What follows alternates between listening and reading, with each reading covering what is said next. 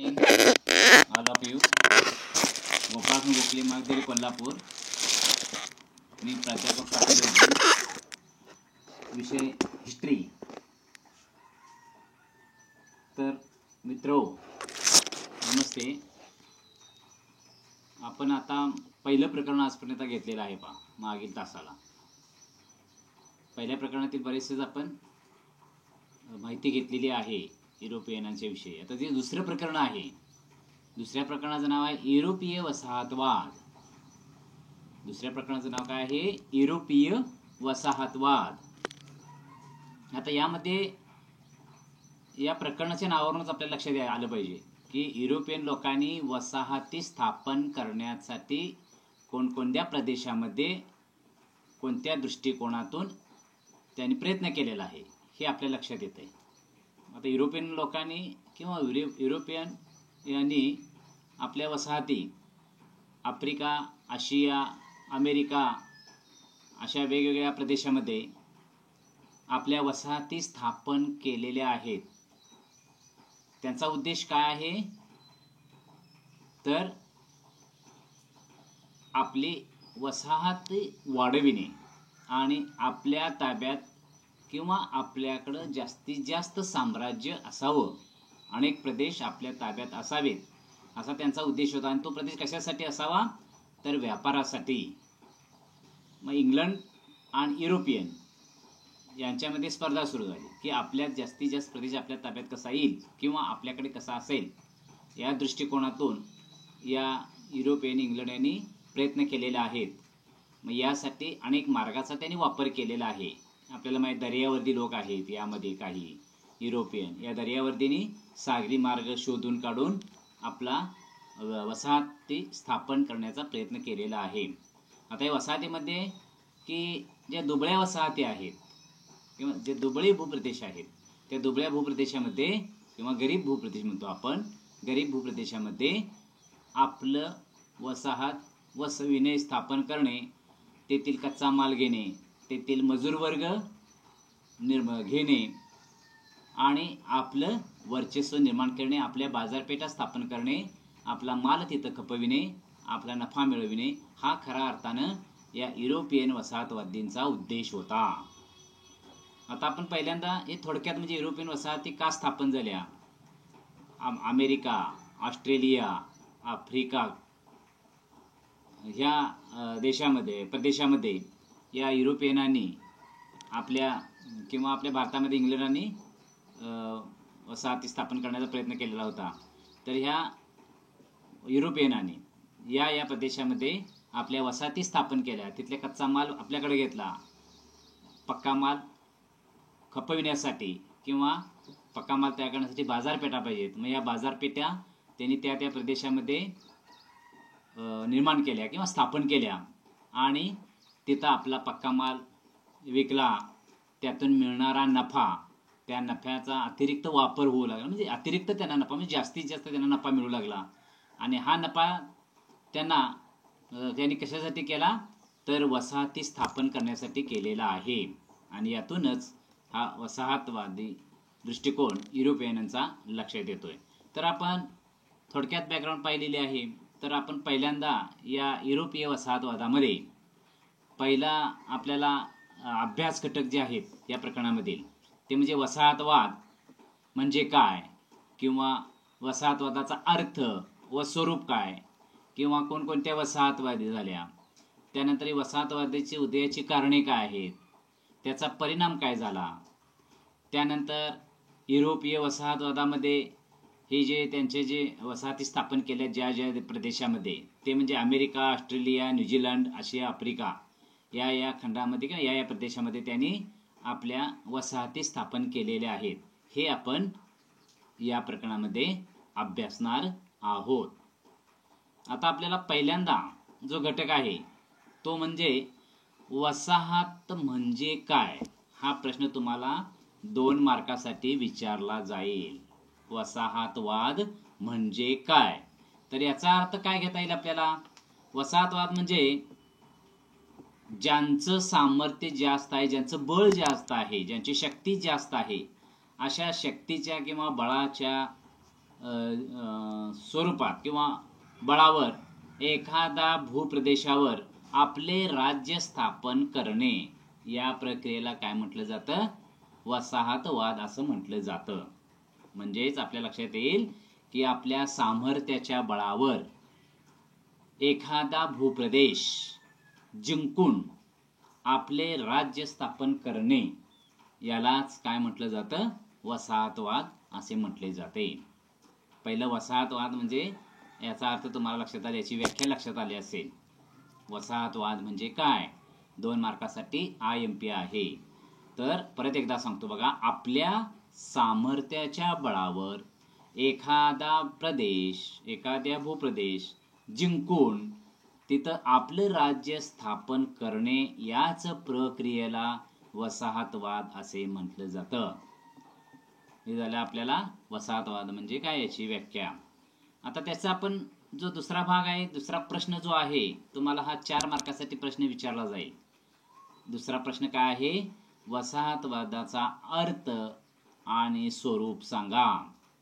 वसाहतवादाचे अर्थ आणि स्वरूप सांगा, असा प्रश्न दुसरा आहे. बघा, डॉट करून घेताय काय? बघा, प्रश्न दुसरा, वसाहतवादाचा अर्थ किंवा स्वरूप सांगा.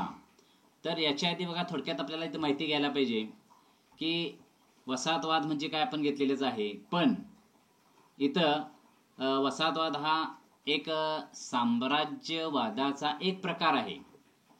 म्हणजे वसाहतवादीने काय केलं? आपलं साम्राज्य त्या प्रदेशात निर्माण व्हावं यासाठी केलेला हा प्रयत्न आहे. म्हणजे साम्राज्यवादाचाच हा वसाहतवाद म्हणजे एक प्रकार आहे असं म्हटलं गेलेलं आहे. आता इथं बघा, इंग्लंड, फ्रान्स, पोर्तुगीज, स्पेन या देशांनी, हे 4 जे देश आहेत, इंग्लंड, फ्रान्स, पोर्तुगीज आणि स्पेन, ह्या 4 देशांनी, म्हणजे ह्या 4 वसाहतवाद्यांनी, या साम्राज्यवाद्यांनी कोणत्या देशावर वसाहती स्थापन केल्या, कोणत्या प्रदेशावर वसाहती स्थापन केल्या?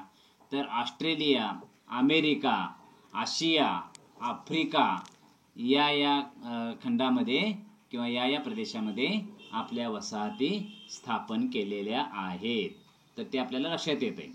किंवा आपल्या वसाहती स्थापन करण्याचा उद्देश त्यांचा काय होता या प्रदेशामध्ये? तर हे प्रदेश थोडे यांच्यापेक्षा गरीब होते आणि इथं विशेष म्हणजे नैसर्गिक साठे मोठ्या प्रमाणात दिसून येतात. आता नैसर्गिक साठे कोणकोणते आहेत? तर आपल्याला माहित आहे की त्या प्रदेशामध्ये कच्चा माल मोठ्या प्रमाणात मिळतो किंवा कच्च्या मालासाठी हे प्रदेश चांगले आहेत. मग यासाठी इंग्लंडने काय केलं? भारतावर साम्राज्य स्थापन केलं. भारतीय देशामध्ये पक्क्या मालासाठी बाजारपेठ म्हणून किंवा पक्क्या मालासाठी भूप्रदेश म्हणून आपलं वर्चस्व तिथं स्थापन केलेलं आहे. त्यात आता आपल्याला त्याचा उपयोग दिसून येतो. म्हणजे वसाहतवादाचं प्रमुख लक्षण काय आहे की कच्चा माल मिळवण्यासाठी किंवा आपला पक्का माल खपविण्यासाठी या प्रदेशाचा वापर करणे किंवा आपल्या या ठिकाणी वसाहती स्थापन करणे, हा खरा उद्देश या वसाहतवाद्यांचा आहे. म्हणजेच आपल्याला वसाहतीतील कच्चा माल आपल्या देशात आणणे, पक्का माल विकणे, यासाठी बाजारपेठ म्हणून या वसाहतींचा वापर करणे, हे खरं लक्षण काय आहे?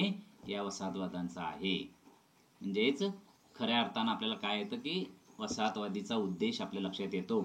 त्याचप्रमाणे बघा, आपल्याला इथं लक्षात येते ह्या लोकांनी काय केलेलं आहे की यांचा उद्देश, या वसाहतवादींचा, इंग्लंड, स्पेन वगैरे पोर्तुगीज यांचा उद्देश काय होता?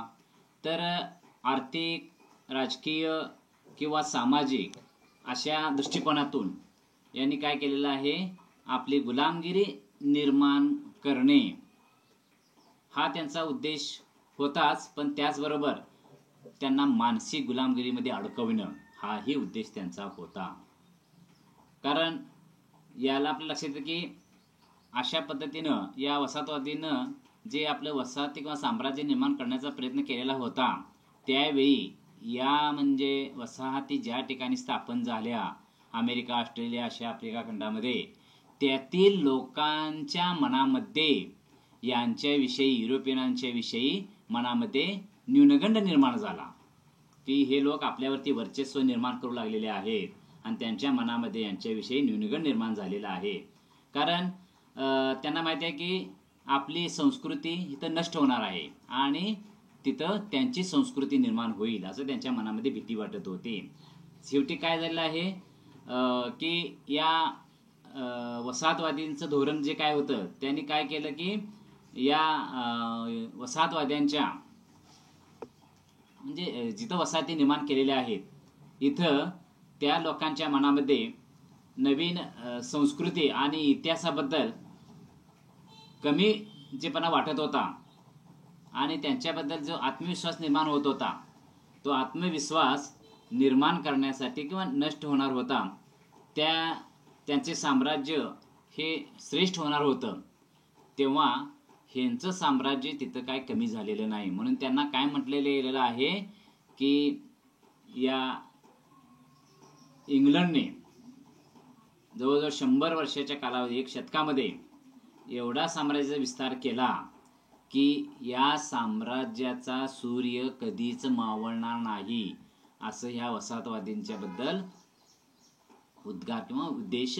इथं स्पष्ट दिसून येतो. म्हणजे वसाहतवाद्यांचा सूर्य कधीच मावळणार म्हणजे यांचं साम्राज्य कधीच कमी होणार नाही, यांचं साम्राज्य हे कायमपणे राहणार आहे. कारण या ज्या वसाहतवादी जे धोरण होते, या वसाहतवादींचे धोरण की जास्तीत जास्त प्रदेश आपल्या ताब्यात घ्यायचा, आपली बाजारपेठा निर्माण करायची, आपल्या वसाहती स्थापन करायचा, आपला धर्म स्थापन करायचा, अशा या दृष्टिकोनाचा विचार होता. म्हणून यांचं वर्चस्व श्रेष्ठ होतं, म्हणून यांचा सूर्य कधीच मावळणार नव्हता असं म्हटलं गेलेलं आहे.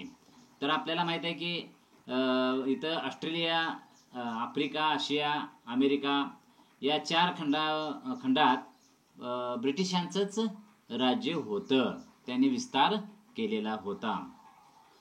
मग आता इथं आपल्या लक्षात येतं की वसाहतवादींना इथं गती आलेली आहे बघा, कारण त्यांनी आपलं वसाहती स्थापन केल्या, त्यांचे वसाहती स्थापन करण्याला प्रगती झालेली आहे, त्यांचा विकास होऊ लागला, गती झाली. आता काय माहिती आहे तर 15व्या शतकामध्ये युरोपमध्ये क्रांती घडून आली आणि या युरोपमध्ये क्रांती घडल्यानंतर युरोपियनांनी काय केलं की त्यांचे ते दर्यावर्दी लोक होते, या दर्यावर्दी लोकांनी नवीन नवीन सागरी मार्ग शोधण्याचे प्रयत्न केले आणि व्यापाराबद्दलचे जे त्यांचे धोरण होते, व्यापार पद्धतीमध्ये त्यांनी बदल करण्याचं धोरण स्वीकारलं. कारण या दर्यावर्दींनी या साम्राज्यांच्या लोकांच्या बद्दल काय केलेलं आहे, नवीन नवीन मार्ग, जलमार्ग शोधून काढले आणि त्यांनी जलमार्ग शोधल्यामुळे त्यांना आपोआपच माल नेणं आणं सोपं झालं, त्यामुळं यांनी व्यापारामध्ये बदल केलेला आहे.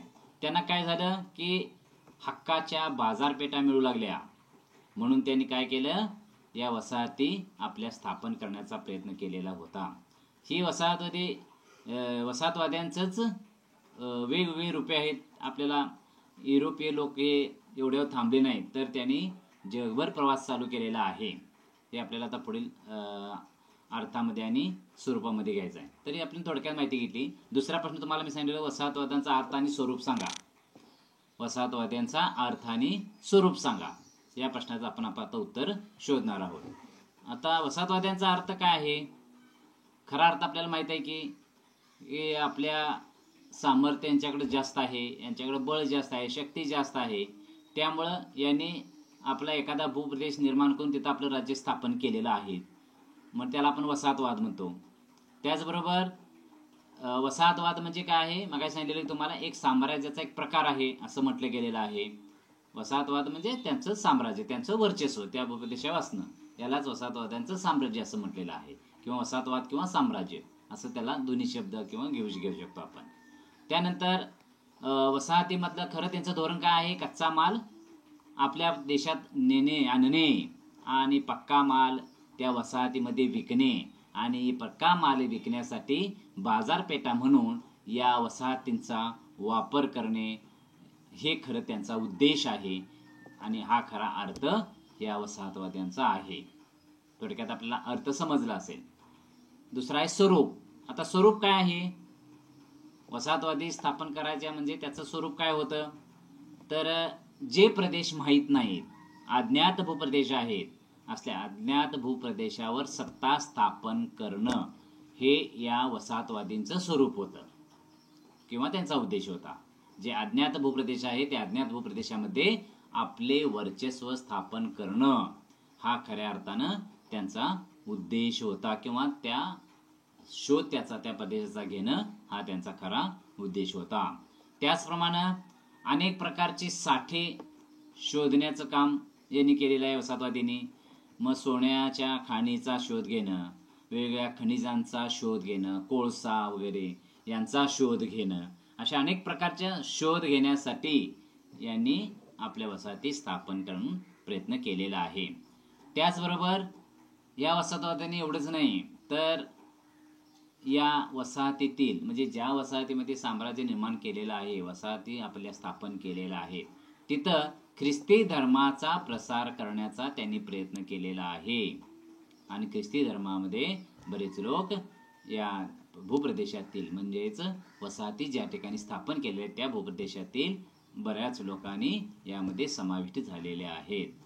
त्याचबरोबर यांचं स्वरूप काय आहे की खऱ्या अर्थानं की आपल्याला माहित आहे की आपला माल खपवायचा असेल तर तिथं आपलं वर्चस्व पाहिजे, तिथं योग्य प्रकारचे आपल्याला वसाहत स्थापन करता आली पाहिजे. म्हणून यांनी काय केलेलं आहे, आपल्या हक्काची बाजारपेठ म्हणून वसाहतीचा त्यांनी वापर केलेला आहे. हक्काची बाजारपेठ निर्माण करण्यासाठी म्हणजे आपला माल तिथं खपलाच पाहिजे अशा दृष्टिकोनातून त्यांनी बाजारपेठ म्हणून वसाहतीचा वापर त्यांनी केलेला आहे. त्याचबरोबर आपल्याला माहित आहे की वसाहतीत जे वेगवेगळे आणखीन कारणं होती ती कारणं शोधण्यासाठी युरोपियन लोकांनी जगभर काय केलेलं आहे, प्रवास केलेला आहे किंवा युरोपीय लोक सर्वत्र जाऊन पोहोचलेले आहेत. जगभर त्यांनी प्रवास केला आणि तिथं जगभर आपल्या वसाहती स्थापन व्हाव्यात हा त्यांचा खऱ्या अर्थानं उद्देश होता. तर आपल्याला इथे 2 प्रश्न मिळाले बघा. वसाहतवाद म्हणजे काय 2 मार्कासाठी आणि 4 मार्कासाठी वसाहतवादीचा अर्थ आणि स्वरूप सांगा असा प्रश्न 2 झालेले आहेत या प्रकरणामध्ये. आता आपण तिसरा जो प्रश्न घेणार आहोत तो म्हणजे वसाहतवादाच्या उदयाची कारणे सांगा. हा प्रश्न IMP आहे पहा. वसाहतवादाच्या उदयाची कारणे सांगा तिसरा प्रश्न आपला. लक्षात आलं का? प्रश्न तिसरा वसाहतवादाच्या उदयाची कारणे सांगा. आता इथं आपल्याला वसाहतवाद उदयास येण्यासाठी काय काय कारण महत्वाचे आहेत, कशामुळे वसाहती निर्माण झाल्या, कसा त्यांचा उदय झालेला असेल. तर पहिलं कारण काय असेल ते म्हणजे औद्योगिक क्रांती.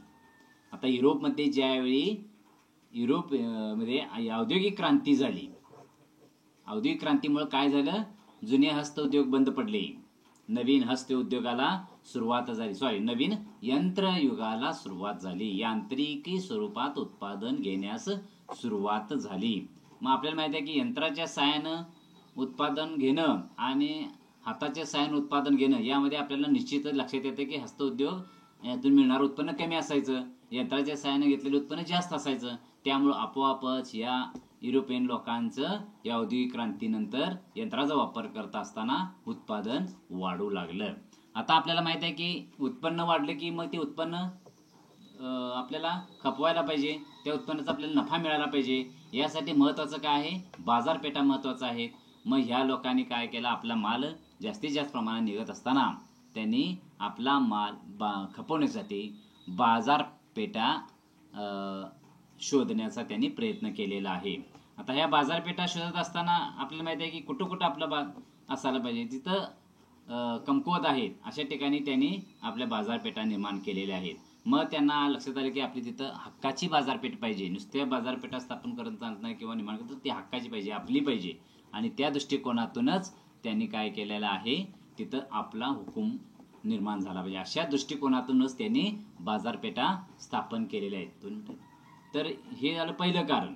दुसरं आहे कच्च्या मालाची गरज. आता वसाहती स्थापन केल्या म्हणजे सगळ्या गोष्टी होत नाहीत, बाजारपेठा निर्माण केल्या म्हणजे सगळं नफा मिळत नाही. तर माहिती आहे की यंत्राच्या सहाय्यानं उत्पादन घ्यायचं म्हटलं तर पहिल्यांदा जो माल लागतो त्याच्यापेक्षा जास्त माल यंत्राला लागतो. मग कच्चा माल निर्माण झाला पाहिजे आणि कच्चा माल शोधण्यासाठी प्रत्येकानं काय केलेलं आहे, इंग्लंड म्हणा, युरोपियन म्हणा, या देशांनी किंवा जे वसाहती स्थापन करणारे देश आहेत, प्रदेश आहेत, त्यांनी कच्चा माल शोधण्यासाठी किंवा आपल्या प्रदेशात आणण्यासाठी प्रयत्न केलेत आणि याच्यामध्ये स्पर्धा निर्माण झाली. आणि या स्पर्धेमध्ये काय केलेलं आहे, युरोपियनांनी आपल्या मालापेक्षा कमी किंमत त्या मालाला देऊ लागले. म्हणजे आपला पक्का जो माल होता तो पक्का माल त्या वसाहतीमध्ये विकण्यासाठी त्यांनी कमी किंमत लावली आणि कच्चा माल घेत असताना त्यांनी जास्तीत जास्त त्यांना किंमत देऊ लागली. दुसरी गोष्ट आहे उत्पादन खर्च त्यांनी कमी केलेला आहे. कारण एवढं वसाहती स्थापन करताना बाजारपेठेत माल खपवायचा असेल तर काय आहे, त्यांनी आपल्या उत्पादन खर्चावर कमी किंमत केलेली आहे. त्याचबरोबर कच्चा माल हा देखील कमी किमतीत मिळवणे आणि यासाठी वसाहतीवर वर्चस्व असण्याची गरज आहे असं त्यांना वाटायचं. मग वसाहतीमध्ये कच्चा माल मिळवण्यासाठी उत्पादन खर्च कमी करणे आवश्यक होते. स्वतःची मक्तेदारी स्थापन करणे आवश्यक आहे. त्याचबरोबर आपल्याला माहिती कच्चा माल स्वस्त किमतीत मिळवणे हेही त्यांना गरजेचे वाटत होते. यासाठी त्यांनी वसाहतीवर निर्विवादपणे काय केलेलं आहे, आपले वर्चस्व प्रस्थापित करणे हे आवश्यक असं युरोपियन राष्ट्राला वाटत होतं. म्हणजे कच्च्या मालाची गरज निर्माणासाठी वसाहती स्थापन झालेल्या आहेत. दुसरा आहे तिसरा आहे पॉइंट आपला अतिरिक्त भांडवलाची गरज. आता इथंही आपल्या लक्षात येते अतिरिक्त भांडवल म्हणजे कुठलं, औद्योगिक क्रांती झाली युरोपमध्ये. औद्योगिक क्रांतीमुळं भांडवलदार वर्ग हा अधिकच काय होऊ लागला, श्रीमंत होऊ लागला. कारण त्यांचा पक्का माल त्यांचा जास्तीत जास्त खपू लागला, बाजारपेठा मिळाल्या, त्यांचं उत्पन्न वाढू लागलं. मग अतिरिक्त भांडवल हे याची गुंतवणूक करणं गरजेचं वाटू लागलं आणि त्यासाठी गुंतवणूक करण्यास सुरक्षित बाजारपेठा महत्त्वाच्या आहेत. आणि या सुरक्षित बाजारपेठा निर्माण करण्यासाठी किंवा अतिरिक्त नफा गुंतवण्यासाठी सुरक्षित बाजारपेठांची गरज त्यांना भासू लागली. मग भांडवलदारांसाठी आर्थिकदृष्ट्या अप्रगत अशा वसाहती सुरक्षित होत्या. कारण माहिती आहे की जे अप्रगत प्रदेश आहेत किंवा अप्रगत वसाहती आहेत, या अप्रगत वसाहतीमध्ये या लोकांना काय वाटू लागलं की युरोपियन लोकांना यांचीच आपल्याला सुरक्षितता इथंच आपली मिळू शकेल. म्हणजेच इथूनच काय झालेलं आहे, मग वसाहतवादाला चालना मिळायला लागलेली आहे. हे झालं तिसरं. चौथं आहे खनिज साठे. आता आपल्याला माहिती आहे की प्रत्येक प्रदेश म्हणजे वसाहतवादी धोरण आखणारे प्रदेश, साम्राज्यवादी प्रदेश जे आहेत, या साम्राज्यवादी प्रदेशाने काय केलं, खनिजाच्या शोधासाठी संघर्ष सुरू झाले बघा. मग आशिया आफ्रिका खंडामध्ये जास्तीत जास्त प्रकारचे खनिज साठे आहेत, सोने, हिरे, चांदी, कोळसे वगैरे. आणि हे नैसर्गिक साठे हे मोठ्या प्रमाणात उपलब्ध असल्यामुळं सगळ्या वसाहती या भूप्रदेशाकडं आकृष्ट होऊ लागल्या किंवा आकर्षित होऊ लागल्या. कारण या युरोपमधील व्यापाऱ्यांना आशिया आफ्रिकेतील प्रदेशाचे जास्त आकर्षण वाटू लागले. कशामुळं, तर हे खनिज साठे तिथं जास्त असल्यामुळं ह्या वसाहती आपोआपच तिकडं जाऊ लागल्या. तर या आज आपण पहा मुलांनो, जवळजवळ 4 आपण वसाहतवादाची कारणे, हे 4 आपण कारणे घेतलेली आहेत. अजून त्याच्या पुढची कारणे आपल्याला घ्यायची आहेत. पुढल्या तासाला आपण ते घेणार आहोत. पण ही पुढची कारणं आपण 4 जी राहिलेली आहेत ते पुढच्या तासाला घेणार आहोत. आज आपण या प्रकरणामध्ये सुरुवातीला वसाहतवाद म्हणजे काय हा एक प्रश्न अभ्यासला. दुसरा प्रश्न आपण वसाहतवादाचा अर्थ आणि स्वरूप अभ्यासला. तिसरा प्रश्न आपण आता वसाहतवादाच्या उदयाची कारणे, ही 4 कारणे आपण घेतलेली आहेत. राहिलेली 4 कारणं आपण पुढच्या तासाला घेणार आहोत. म्हणजे पुढचा तास आपला कधी आहे, पुढच्या सोमवारी 8 वाजता.